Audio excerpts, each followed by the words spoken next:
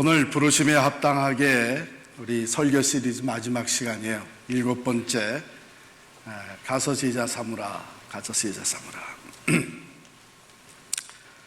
심부름이 뭐죠? 심부름은 다른 사람이 시키는 일을 하는 행위죠. 회사에 작은 심부름을 하는 사람을 소사라고 부르고, 몰래 보낸 심부름꾼을 뭐라 그래요? 밀사라고 그러죠. 특별한 심부름을 하면 특사, 급한 심부름을 하면 급사, 왕의 심부름을 하면 식사, 공적인 심부름을 하면 공사. 우리들은 그리스도의 심부름꾼들이죠. 그리스도의 대사들입니다. 패역한 이 세상 가운데 그리스도의 심부름꾼답게 살아가도록 우리를 부르시고 또한 부탁하셨습니다. 심부름을 달리 표현하면 사명이라고 그러죠. 실존주의 철학자 키어케고르는 사명을 이렇게 디파인 했습니다. 세상이 다 무너져도 꼭 붙들어야 할 것, 이것을 위해 살고 이것을 위해 죽을 수 있는 것. 바로 그리스도인에게는 누구나 이 심부름, 사명이 주어져 있습니다.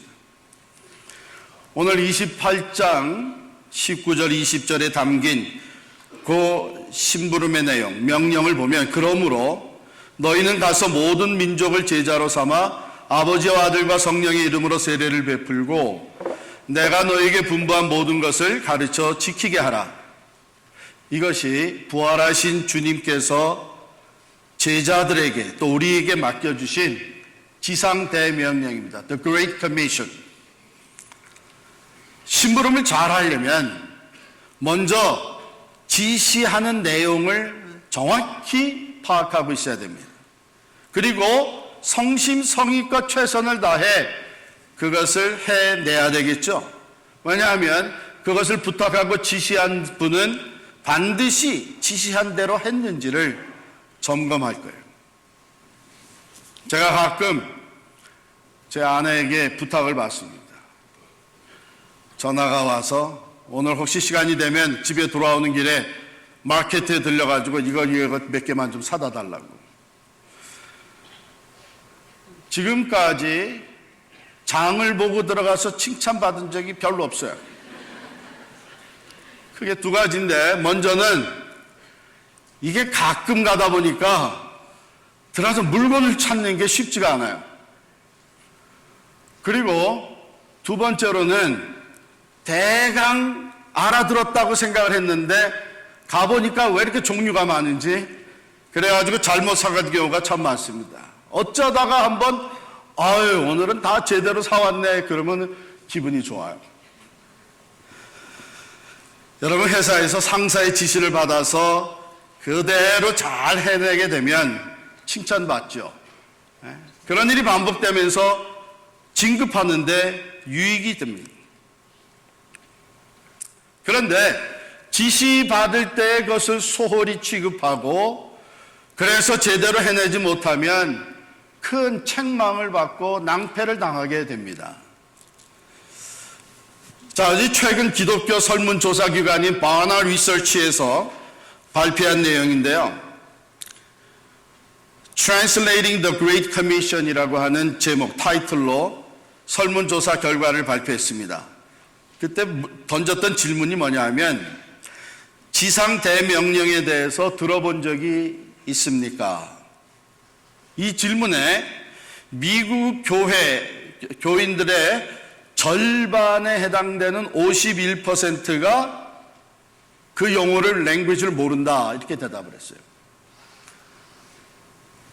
그 다른 절반 들어본 적이 있다고 한 사람들 중에 그 지상 대명령의 의미를 제대로 알고 있다라고 대답한 사람은 17%밖에 안 됩니다. 25%는 대명령에 대해서 들어봤지만 의미는 잘 모르겠다. 나머지 6%는 이전에 들은 것 같기는 한데 확실치가 않다. 그러니까 지상 대명령을 알고 그 의미를 제대로 이해하고 있는 사람은 17%밖에 안 되는 거예요. 여러분은 지금 어느 캐러고리에 속합니까? 우리 교회야 100%다 알고 있다고 저는 믿습니다. 꼭 물어볼 필요가 있겠어요? 한번 스스로 생각해 보세요. 지상 대명령 들어봤는데 그 의미가 뭔가? 한번 살펴보죠. 내용이 뭔가? The Great Commission의 핵심 내용은 가서 모든 민족을 제자로 삼으라 하는 것입니다. 굉장히 간단하죠? 근데 더 간단히 줄여서 제가 오늘 제목을 붙였어요. 가서 제자 삼으라. This is the Great Commission. 지상 대명령입니다. 그러면 이 명령을 언제 누구에게 주셨는가? 16절에 보면 예수님께서 11 제자에게, 즉 부활하신 후에 갈릴리 산에서 그 11 제자를 만나서 그들에게 지시하셨어요. 이 명령을 주셨는데 11 제자에게 모든 민족을 제자 삼도록. 왜 그랬는가? 이것이 예수님의 계획이었어요. 원대한 계획이었습니다. 제자 삼는 일을 통해서 하나님의 나라를 확장시켜 나가는 것. 그것이 하나님 아버지의 목적과 계획이고 예수님은 이것을 성취하기 위해 제자 삼으라고 지시를 하셨습니다. 거기서부터 시작을 해서 이 명령은 모든 그리스도인들에게, 예수를 따르는 예수의 제자들에게 주어진 지상 대명령입니다. 우리에게도 주어진 것이죠. 자, 그러면 예수님은 이 지상 대명령을 주시기 전에 무엇을 하셨느냐? 어느 썬데이 스쿨에서 선생님이 아이들에게 물어봤어요. 여러분, 죄 용서 받으려면 어떻게 해야 되죠?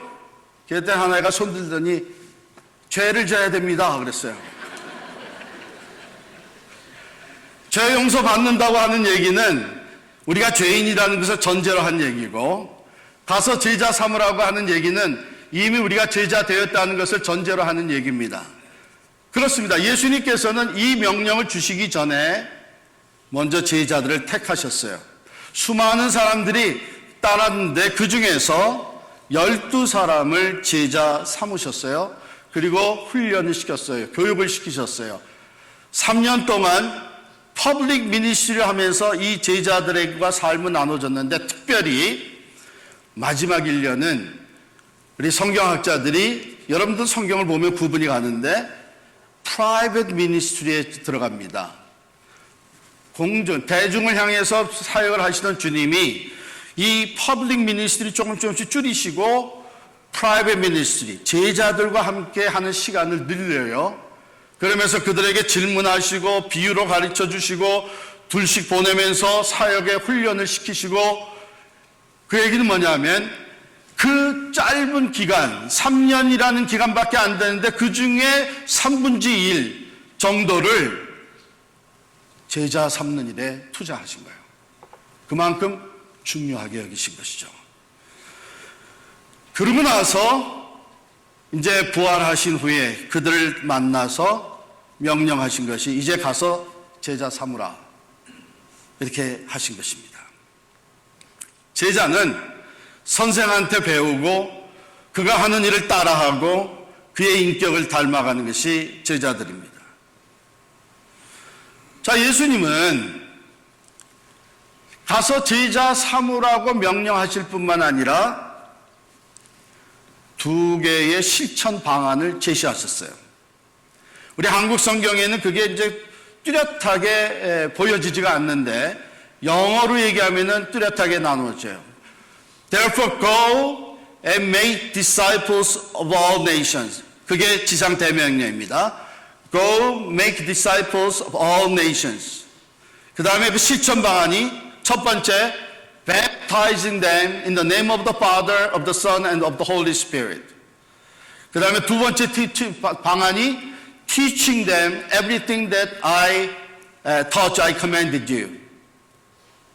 그러니까 대명령은 가서 제자 삼으라는 것이고, 그것을 실천하는 두 가지 큰 방법이 첫 번째 세례를 주는 것이고, 두 번째 양육하는 것이에요. 그럼 세례를 준다는 것은 무엇을 전제로 한 겁니까?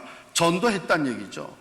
복음을 전했다는 얘기죠. 그래서 예수를 믿게 됐다는 것이죠. 그럼 예수를 믿을 때에 삼위일체 하나님의 이름으로 세례를 줘라.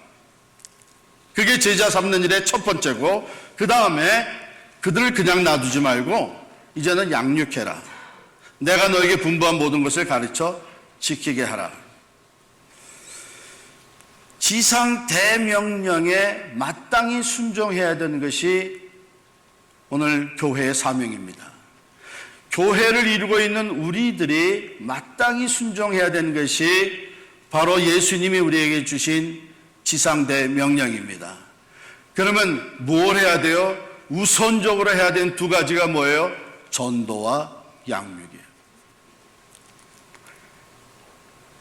이 명령을 주시면서 예수님은 자신을 소개합니다. 18절에 보면 하늘과 땅의 모든 권세를 내게 주셨으니, 자기 자신을 하늘과 땅의 모든 권세를 가지신 분으로 소개를 하세요. 여기서 얘기하는 권세, 이 단어는 원어 헬라어로 엑수시아라고 하는 말인데요. 이것은 능력, 힘, 사실은 한 걸음 더 나아가서 절대적인 권력을 얘기합니다. 그러니까 예수님은 사망 권세도 이기시고 승리하신, 부활하신 예수님은 하늘과 땅의 절대적인 어토리티, 절대적인 파워를 가지신 분이십니다. 자, 그분의 명령을 받는 이 제자들은 그가 하늘과 땅의 모든 권세를 가지신 분이라고 하는 이 말에서 두 가지를 생각하게 됩니다. 먼저는 이건 거역할 수 없다. 하늘과 땅의, 즉 만왕의 왕이신 주님의 명령이에요. 한 나라의 흥망성쇠, 한 사람의 생사 화복을 주관하시는 하늘과 땅의 온 우주의 권세를 가지신 분의 명령, 이거 어기면 피할 데 없습니다.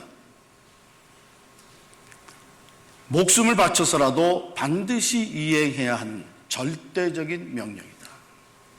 두 번째 생각하게 되는 것은 하늘과 땅의 모든 권세를 가지신 분이 우리를 보냈다. 나를 보냈다. 그 배후의 어서리티와 파워가 대단한 것이죠. 우리가 때로 다른 사람의 도움을 얻기 위해서 소개서를 부탁할 때가 있습니다. 추천서를 부탁해서 받아가지고 가잖아요. 나는 그 사람 모르니까, 또 내가 혼자 그냥 가서는 전혀 만나지도 못할 것 같으니까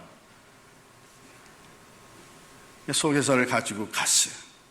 사실은 이런 분의 소개로 왔습니다. 그 사람이 딱 보더니, 오, 그래요? 제가 뭘 도와드릴까요? 날 보고 하는 얘기 아니죠. 나의 소개서를 써주신, 나를 보낸 그 사람의 어토리티와 그 사람의 파워가 있어서 내가 도움을 쉽게 받을 수 있는, 우리가 세상으로 그리스도의 심부름을 하기 위해서 나가는 것, 즉 전도하고 양육해서 제자 삼는 이 일에는 우리 배후에 하늘과 땅의 권세를 가지신 예수 그리스도가 계십니다. 이렇게 파송받은 사람들, 사도라고 하는 사람들을 우리 헬라 말로 아포스톨로스라고 불러요. 즉 보내심을 받은 자라고 하는 뜻이죠.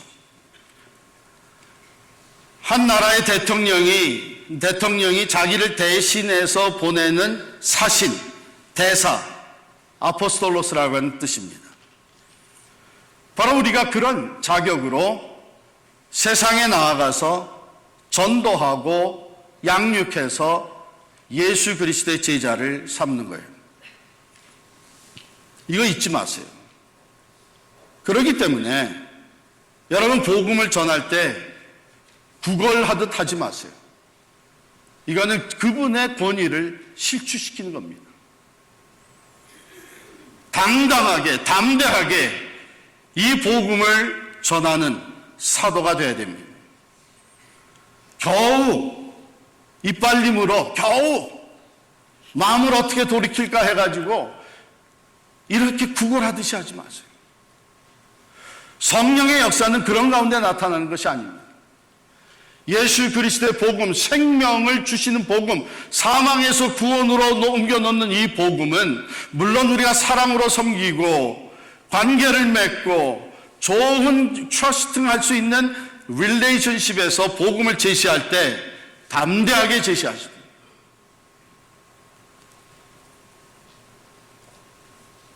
주님께서 말씀하셨어요.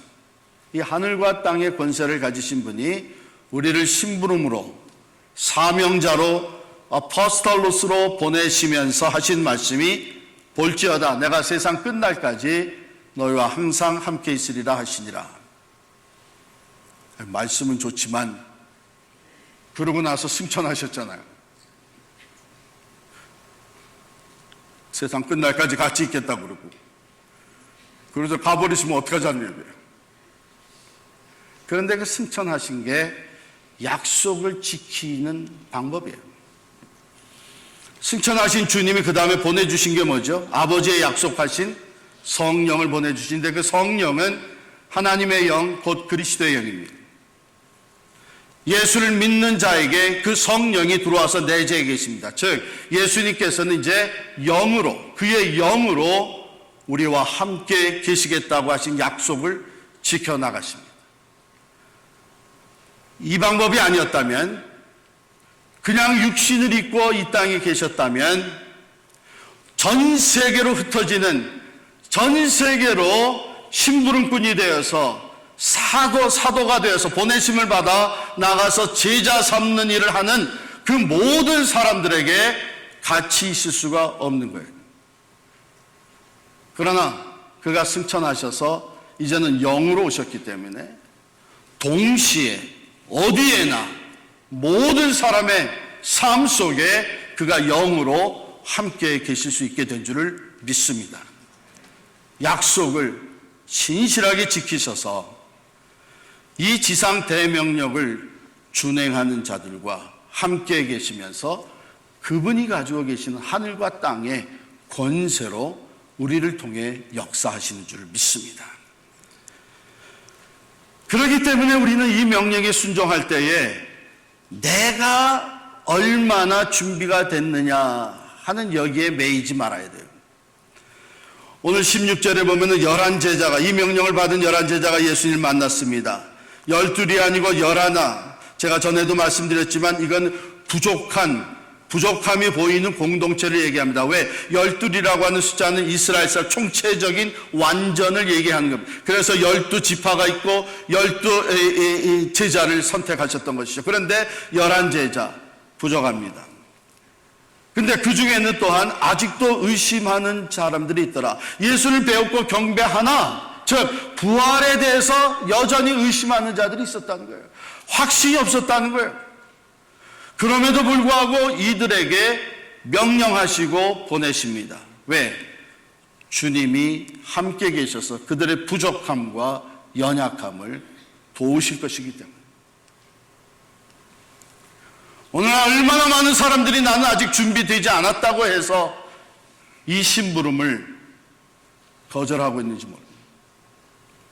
There's no excuse. 우리가 주님의 말씀에, 사명에 순종할 때에 정말 주님이 살아계셔서 능력으로 역사하시는 것을 경험하게 됩니다. 이 주님의 심부름은 선택이 아니라 마땅히 해야 되는 사명입니다. 오늘날 현대의 교회가 약해지는 가장 큰 이유는 이 사명을 제대로 깨닫지 못하고 또 깨달아도 순종하지 않기 때문이죠. 맨날 다른 사람 보내라는 거예요. 나는 이렇게 사정이 이르니까 목사님이 하시면 되죠. 장로님들이 선교사님들이 하시면 되죠. 내가 아니라 저 사람이 일꾼 되게 하소서 이러고 있는 거예요. 내 자녀가 신학교 가려고 그러면은 죽어라 하고 말리면서도 다른 집에 자녀가 간다고, 야, 그거 잘했네. 이 말씀은요, 우리 자신이 주님의 심부름꾼이란 얘기예요. 어느 목사님의 집에 아들이 둘이 있는데, 어떻게 또 그 집은 또 아들만 있어요. 이 목사님이 자기도 모르게 심부름 시킬 때 큰 아들을 부르지 않고 둘째 아들을 부른다는 거예요. 그게 아주 그냥 자기도 모르게 몸에 뱄대요. 그래서 왜 그러냐 그랬더니 자기도 가만 생각해 보니까 뭐 큰 다른 이유가 아니고, 큰 아이는 뭐 좀 부탁을 하면 너 이거 좀 해라 그러면 바쁘다고 늘 짜증내고, 어떤 때는 아빠 그건 아빠가 할 수 있잖아 잔소리까지 한다는 거예요. 그런데 작은 아이는 아빠가 뭐 시키면 뭐 군소리 없이 그대로 따라서 해준다는 거예요. 그러니까 마음이 편한 거예요. 둘째 아들한테 심부름 시키는 게. 하나님도 마찬가지예요. 작은 일에 충성한 자에게 더 큰 것을 맡긴다 하신 말씀이 무슨 말인지 알겠죠? 우리가 순종하며 나아갈 때에 하나님이 즐겨이 우리를 사용하시고 하나님의 능력이 우리와 함께 하셔서 우리가 할 수 없는 것까지도 능히 해낼 수 있게 도우시는 줄을 믿습니다. 하나님이 이것은 이래서 안 되고요, 저것은 저래서 핑계하지 마세요. 하나님이 그걸 다 모르시겠어요? 다 알지만 여전히 변함없는 것은 예수 믿는 예수의 제자는 우리들에게는 피할 수 없는 삶의 우선순위가 있는데, 그것이 가서 제자 삼는 겁니다. 이를 좀 더 구체적으로 말씀드리면, 여러분에게 주신 자녀들도 그 자녀들이 인류대학에 들어가고 최고의 직장을 잡는 것을 지원하는 것도 좋지만, 그거보다 더 우선순위가 뭐냐 하면 제자 삼는 겁니다. 부모가 자녀 예수의 제자 삼는 거예요. 부부가 서로 예수의 제자로 자라가기 위해서 노력하는 거예요. 왜? 이것이 우리를 부르신 주님의 궁극적인 목적이에요. 예수님의 이 땅에서 사역을 보게 되면 제자에게 포커스가 맞춰져 있었습니다.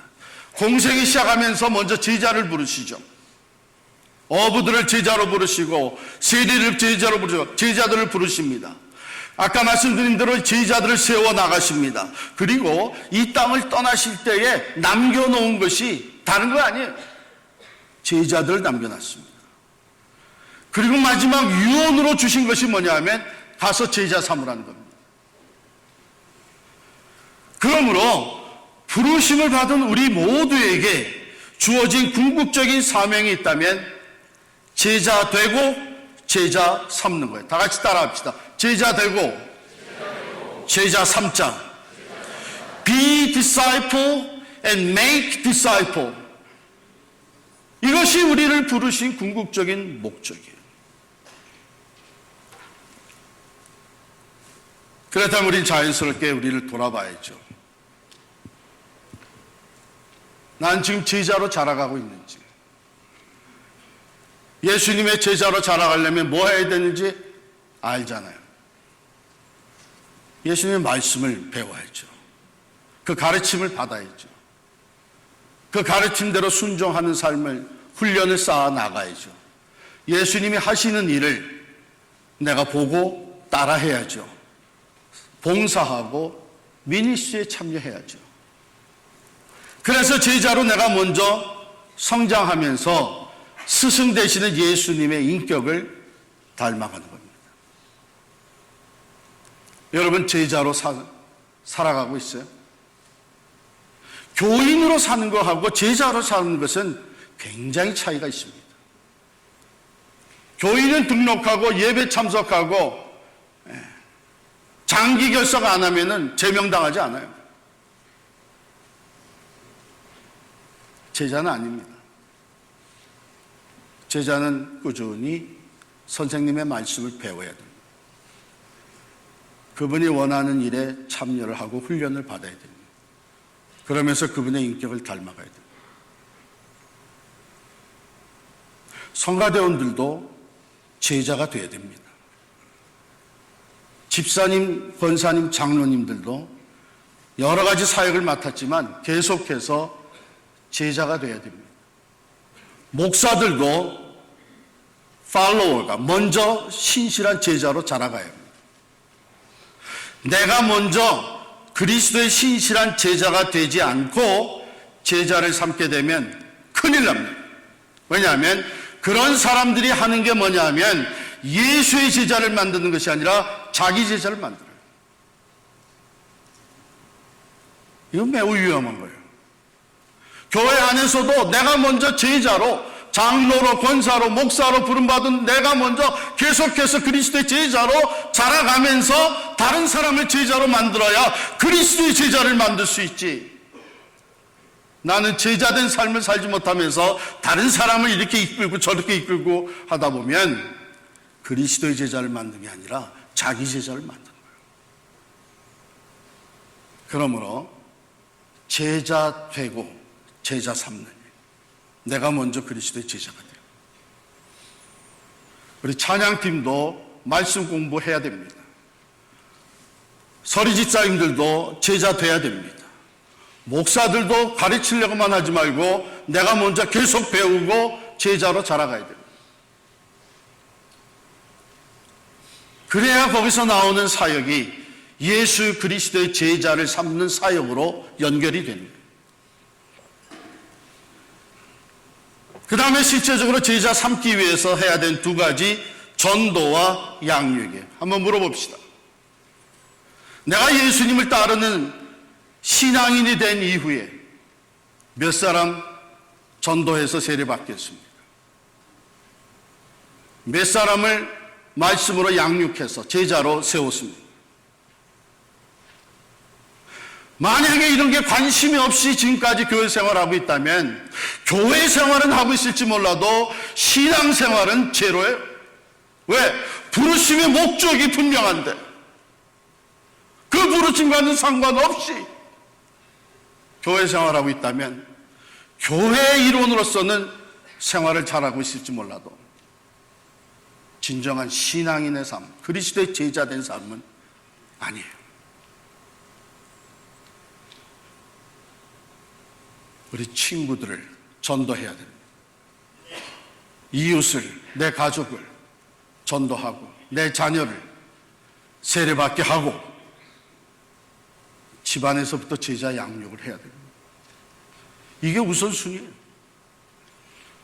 이거 없이 나이가 들어서 집안에서 떠나보내보세요.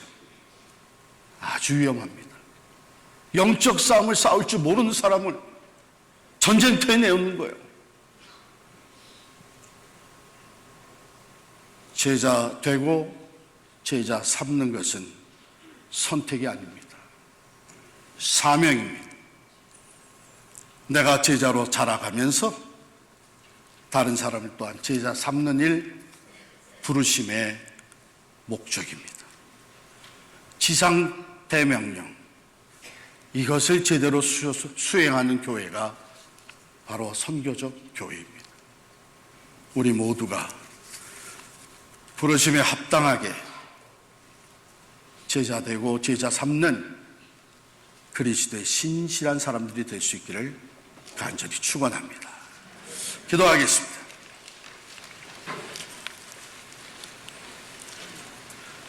하나님, 우리를 놀라운 은혜로 불러주셨습니다.